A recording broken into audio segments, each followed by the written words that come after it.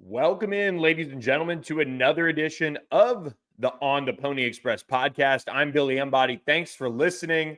Boy, I know it's been a crazy start to the week with fall camp wrapping up, classes starting at SMU. We got both coordinators. We got Rhett Lashley. We learned the team captains. Isaiah Wacobia was named the recipient of the number 23 jersey, honoring Jerry Levias. But conference realignment once again finds a way to take center stage. And here's the thing, in my opinion, not too much new in our reporting. If you're an ontheponyexpress.com subscriber, you know that SMU's been in serious contention to join the ACC as an expansion option. In our reporting, we really focused on the fact that SMU, one, has the best deal on the table with the amount of revenue they're willing to forego. And really, there hasn't been too much buzz that SMU has been told no or that SMU has been told yes. Whereas with Cal and Stanford, two programs that are all the way across the country from the majority of the ACC schools, we've seen the level of interest, at least from reports, kind of vary. One thing we talked about in our reporting was that SMU's ability to forego that revenue and adding that revenue stream to the league in terms of free money is a huge selling point. Now, Cal and Stanford, according to multiple sources, weren't ever ruled dead in the water by any means. But at the same time, they're two programs that aren't necessarily willing to go to the length that SMU is with expansion, with their revenue. So that puts them in a interesting situation when it comes to the league. But on Wednesday, ESPN's Pete Thamel reported that the talks around realignment remain ongoing for the ACC. And in terms of expansion, SMU, Cal, and Stanford are all on the table. The presidents met Wednesday morning, according to Pete Thamel, and the additions of Cal, Stanford, and SMU are under, quote, serious consideration. And the thing that is holding this up, and it's something we've talked about on this podcast. We've talked about it on our members only podcast in depth. If you are a subscriber to that, and we noted for our On the Pony Express subscribers, the ability to expand for the ACC is contingent on working out the revenue sharing for this league, because they have issues when it comes to the top four programs in terms of Clemson, Florida State, North Carolina, and North Carolina State wanting more revenue to be deposited into their bank accounts. We know that's what they want. They want an unequal revenue sharing model that is based on performance. And in Pete's reporting, again, it was kind of a lot that has been reiterated, but it is out there now. And he tweeted out multiple pieces of it in terms of the performance pool, in terms of the timeline, which could be around a week for this potentially happening. And then he did add something that is different from what we've reported on the site, that SMU is willing to forego 7 years of broadcast revenue to join the league. That's a jump up from the 5 years that we originally reported. We did report that they would have still had a reduced share in years 6 or 7, but that's a new development that SMU is willing to forego what would be roughly, in terms of AAC revenue, about $50 million that donors would be willing to cover for SMU to join the Power 5 ranks. Cal and Stanford would both receive the same share, which was not talked about in terms of what they'd be willing to drop down to, but it's a different form of reduced share from what Pete is reporting on Wednesday. So the financial models for this to happen are the key point here. What does that look like from the league standpoint, from ESPN standpoint? And if they do go through with this, how is that revenue split up that would ultimately come in from ESPN, because they would be the ones that would be on the hook for these new schools to jump into the mix. And so that revenue needs to be divided up. And again, the big thing that we've talked about on the site before this report even came out is how is it split up? That is what this negotiation among the ACC schools is hinging on.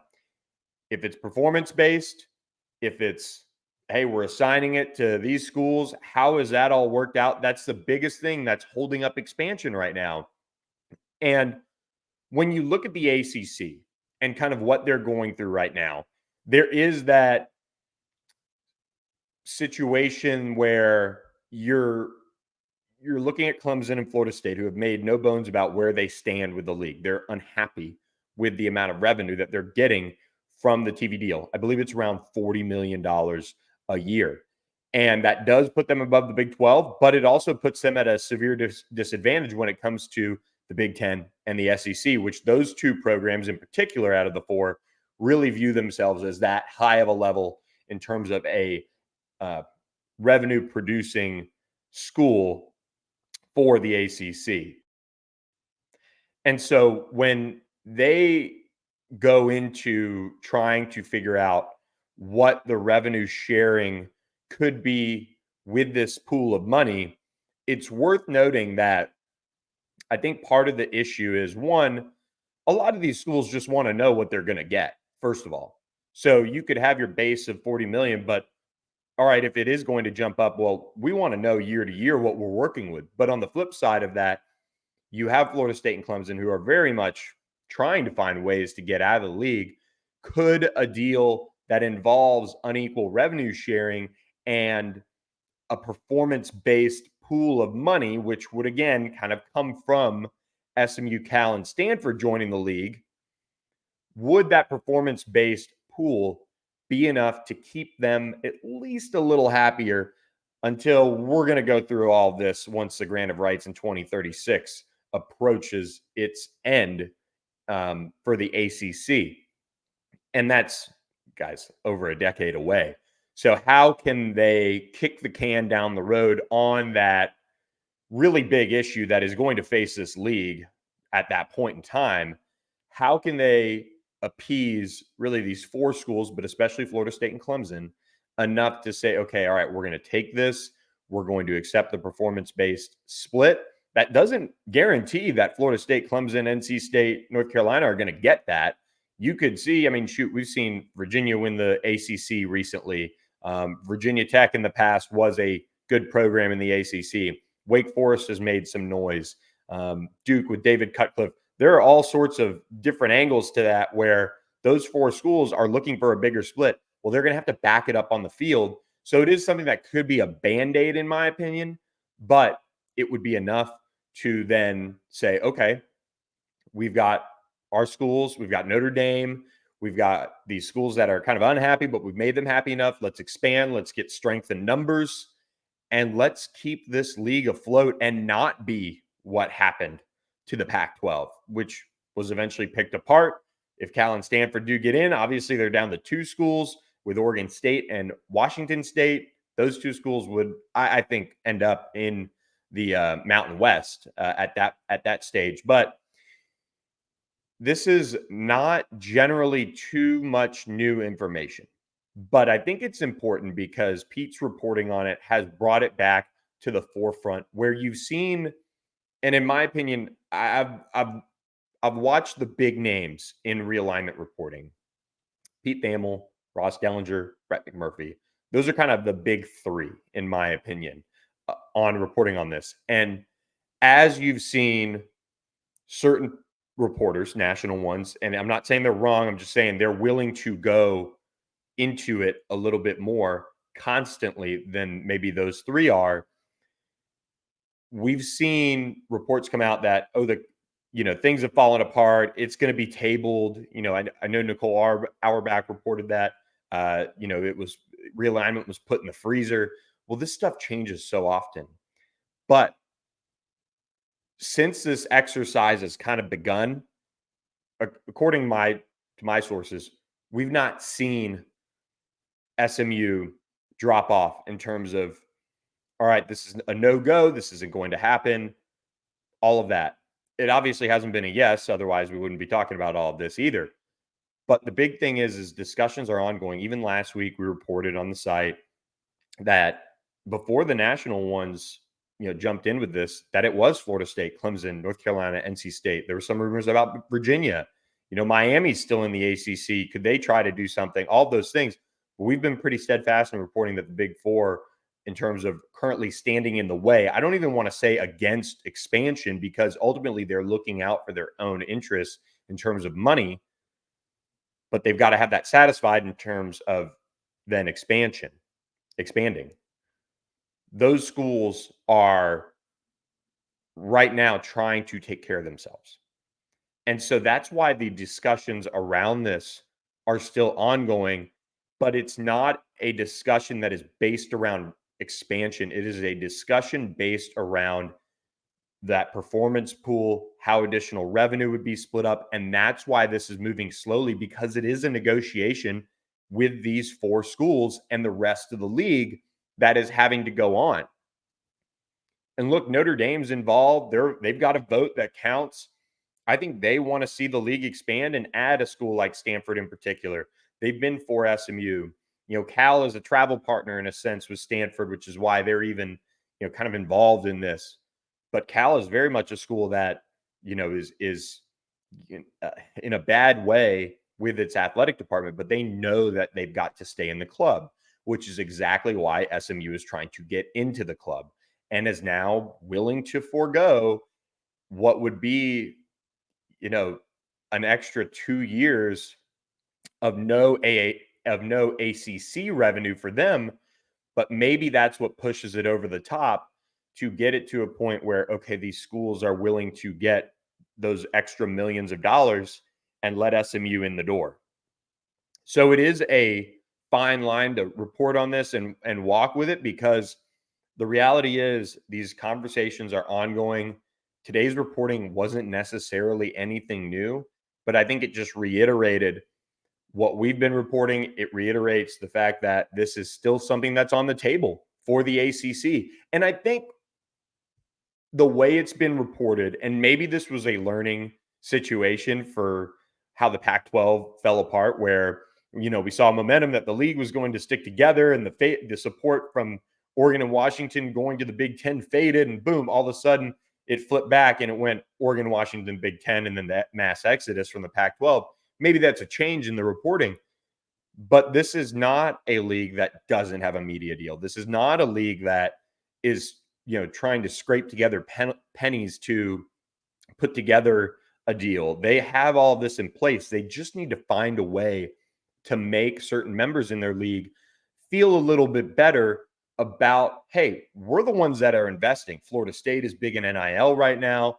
They've got a team that a lot of people are picking as, an ACC favorite.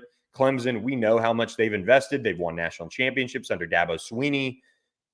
North Carolina, Mac Brown is in there and doing his thing right now. NC State has gotten some buzz. They're obviously, put together with North Carolina in that system.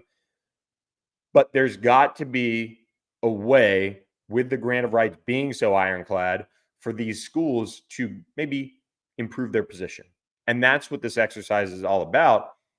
And if it does happen, all of these things are going to be put in motion. The unequal revenue sharing, SMU, Cal, Stanford being added. I don't believe it to be a 2-school add like Cal and Stanford. I think that's highly unlikely.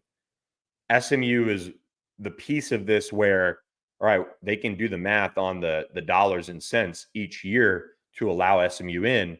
That's kind of what makes it make sense. And so SMU has stayed firmly in the mix here. Obviously, the travel concerns, maybe that's a punch back from sources saying, like, look, we don't want to travel. Let's get Cal and Stanford out of here. Let's try to leak that, things like that, to help strengthen their position. However that strengthens their position, I'm not sure really.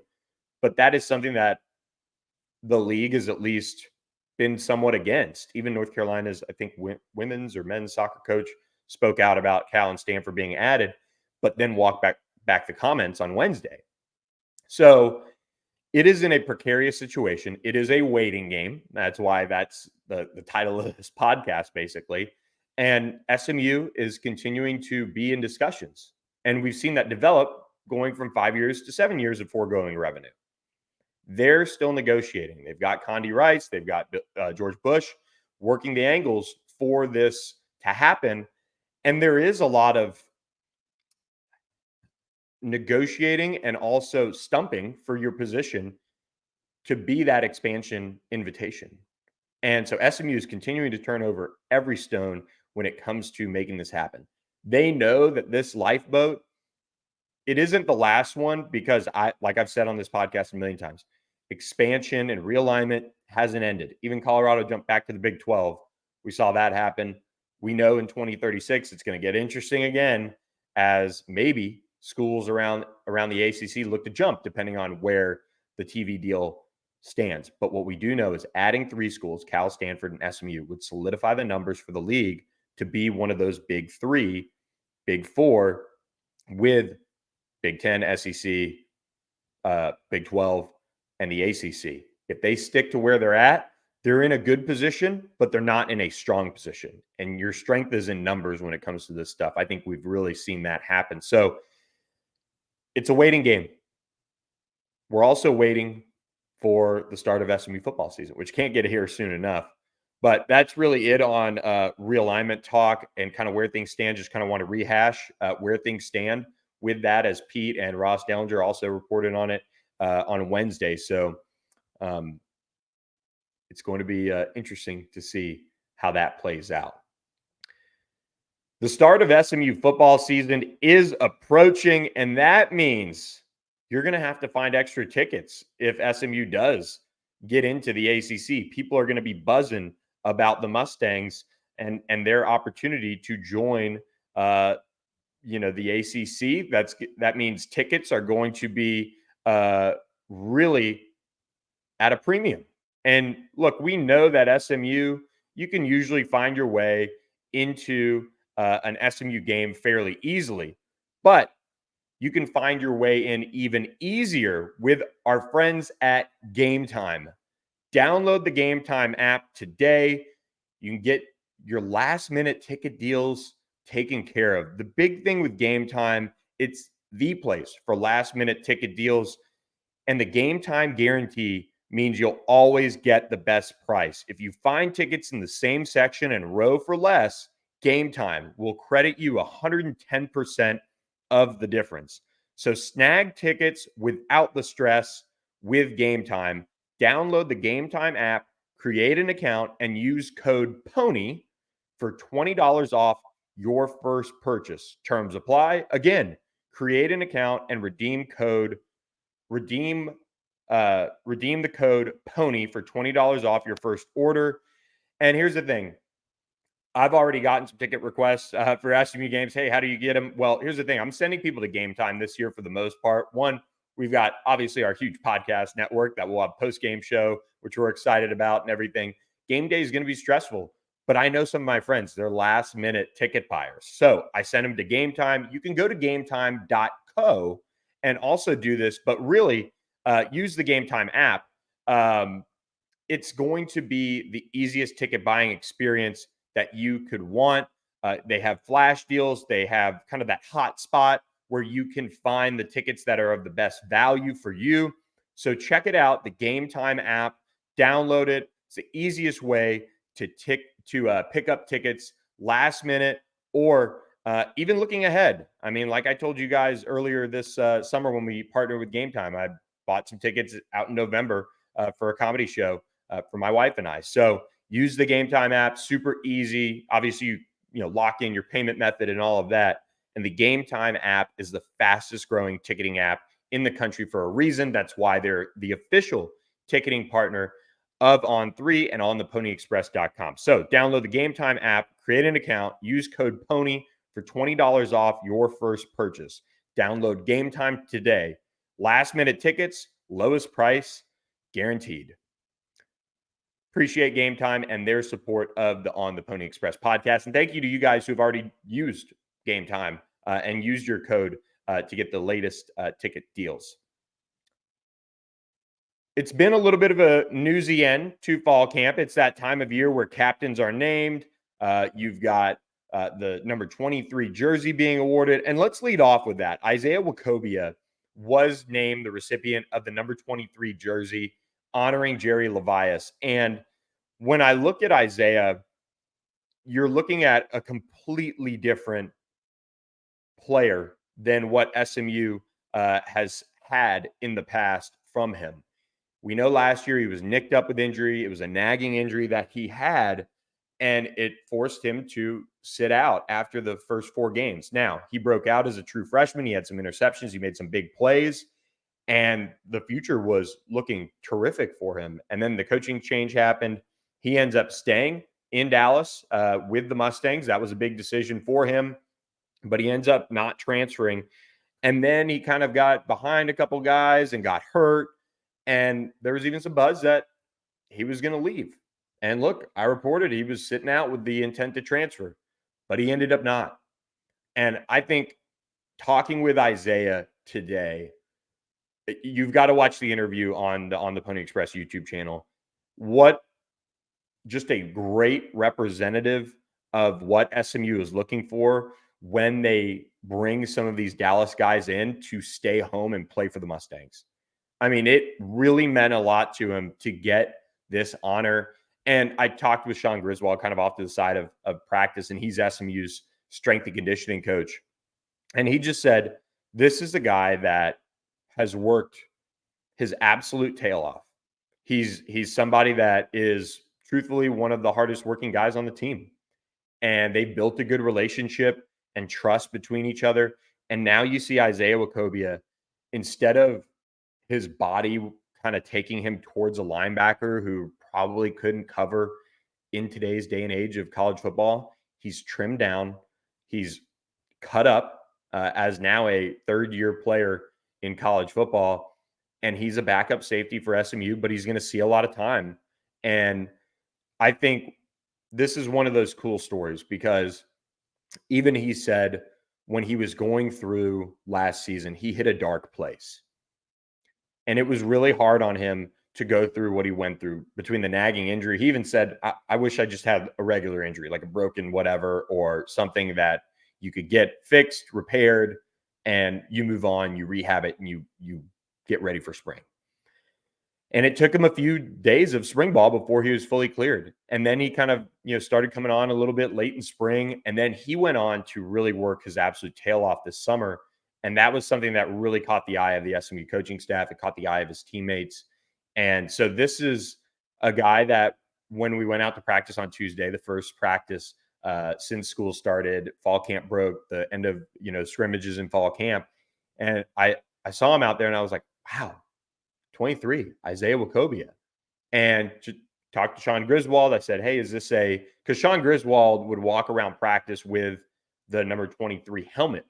And so it kind of felt like, all right, this is something that is maybe strength and conditioning, related, they're going to use that as kind of a baseline. But he just said, no, this is a team, coaches, but especially the coaches really looking at, who is deserving of this honor.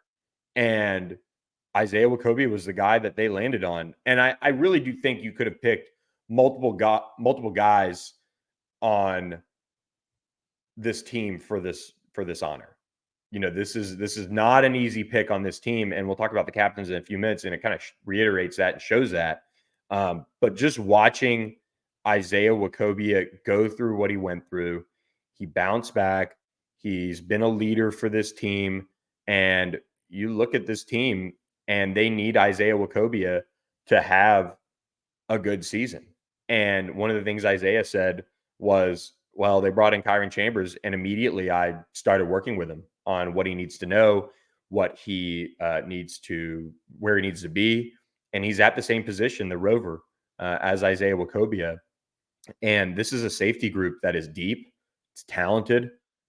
There are, now that you factor in Isaiah Wacobia, you factor in a Kyron Chambers even it's a safety group as a whole, all three spots that you could really sit there and say, well, okay, they probably feel comfortable playing all 6 or 7. And that was what Scott Simon said yesterday, Tuesday, as we were talking to him, is, he feels comfortable with 6 or 7 guys.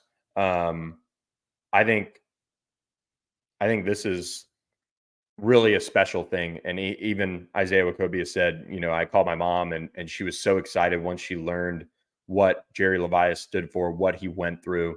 And so it was just a really cool story, in today's day and age of guys transferring. And again, he was a guy that there were a lot of people telling me that he was out the door, that he was going to sit out and move on. And talking with Isaiah from when he was a recruit to now, I mean, he's a grown man. I mean, he is really a guy that is bought in. He's bought into being a part of this program. And I mean, you've just got to give him so many kudos for how he's handled himself and gone about it. So really special moment. Isaiah Wacobia, your number 23 jersey recipient for this year. Now, the captains, count them up, 7 of them for the Mustangs this fall. Here they are. Defensive lineman / H-back, Elijah Chapman. Offensive lineman, Justin Osborne.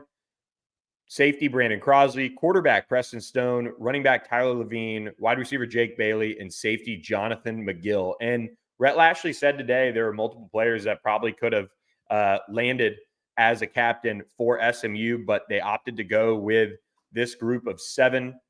And this was player voted on. So this is something that those guys were polled, and then they were ultimately picked. So I think you look at this group, and these are your permanent captains for SMU, and it's a group that we could look back on this season, and while there were plenty of guys that you probably could have said, "Oh wow, okay, surprised that guy didn't get it," like maybe a Marcus Bryant or a Branson Hickman or a Jalen Knighton or Jordan Curley or Devere Levelston. Some of these other guys, Ahmad Walker, didn't get it. Ahmad's kind of a lead by example type of guy, but you have a lot of players that probably could have landed this honor, and they go with those 7. So those are your 7 SMU captains. I think for the most part, I mean, that's a great group. We know how tough Tyler Levine is. We know what Elijah Chapman is, and that's one of the hardest working guys on the team. Preston Stone is an unquestioned leader on this team at quarterback. Brandon Crosley, very vocal, but has also matured a lot, I think, this offseason. Justin Osborne, what he's battled through to get back in time for this season is really impressive. Jake Bailey, kind of the same story, sat out the spring. He's been one of the hardest working guys. We know the talent when he's healthy. And then you've got Jonathan McGill, who, the storyline with Jonathan McGill is he came from Stanford as a captain and multi-year starter. And now you've got captain under his belt at SMU back home playing his final 2 years of college football. So I think this is a really good group for SMU to ride this 2023 season with. And it's going to be here before we know it. Next weekend, September 2nd, 11 a.m., bright and early. And some people did complain about the heat. They should have moved it or whatever. I think 11 a.m., you're warming up in, kind of relatively cooler weather, all things considered. And then you're getting a little bit of that pre-noon coolness for the game. I think if you would have kicked off at 7, you're warming up at 5:30. I mean, it's going to be all of 120 on that field at 5 p.m., 5:30 when warmups would start. So I don't mind this at all. And I love getting games out of the way early. But the cool thing about that is, guys, we're debuting a new show for On the Pony Express, and I'm really excited about it.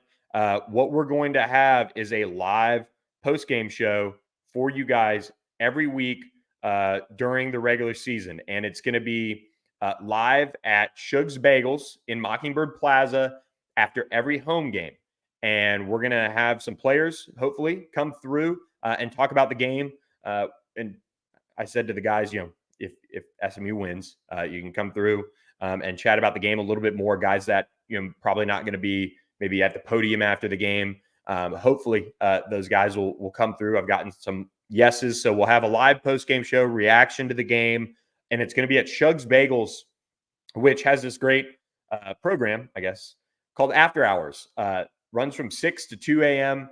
Every night outside of, I think, Sunday nights and Monday nights. So they take those days off, but Tuesday through Saturday, which goes into Sunday morning, they have after hours. Their menu's available, and he's really going to be it's really going to be a fun type of show. It's something that I've never done before. It's probably going to run 30, 45 minutes. I'm working on maybe some former players coming in too. So we'll see how this goes. It's going to be a new experiment, but I'm thrilled to have Shugs as the sponsor for this.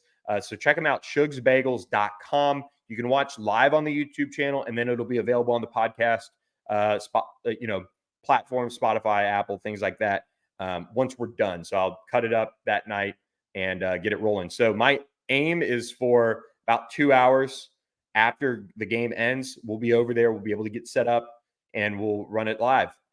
So live post-game show. We're calling it the After Stang Show as a nod to after hours. And then when SMU's away, we'll just do it live on YouTube from the comforts of my own home. We'll take your questions. If you want to come to Shugs and submit a question, if you want to do it in the YouTube chat, we'll do that. So I'm excited about that. The last Saturday without SMU football for a while is coming up. So excited about that development. We'll have a lot more pieces of content week to week on the YouTube channel that are going to be really exciting as well. So we've got some new sponsors. We've got some new partners that I'm excited to unveil as well as football season gets here. So don't miss out. Hit the subscribe button to our YouTube channel. I hope you guys enjoyed this edition of the podcast. Just a lot of realignment, kind of hit two big pieces of news. We'll get more into my updated predictions for the 2023 season on Monday. I don't know if I'll get another podcast out to you guys, but our members only podcast will drop probably Thursday morning, maybe late tonight. So be on the lookout for that. Hope you guys enjoyed this edition of the podcast. But before I go, you got to check out the official game ball of SMU. Go to biggameusa.com. Use promo code BEON3 for 10% off your entire order plus free shipping. Again, get the official game ball just in time for the Boulevard. Toss it around there Saturday morning before the Louisiana Tech game. It'll be nice. It should be cool enough to kind of throw the ball around a little bit. So order today. We had a bunch of people that jumped on that when we rolled it out. So Big Game USA, they're right here in Addison. They make the official game ball for the Mustangs. Again, 10% off your order using promo code BEON3. You can order the SMU ball. You can order any football on their website. Check it out, biggameusa.com. Appreciate their support of the podcast. So hope you guys enjoyed this edition. We'll catch you next time with another edition. The season is approaching really fast, and I can't wait. Thanks for listening, guys. Have a great rest of your week.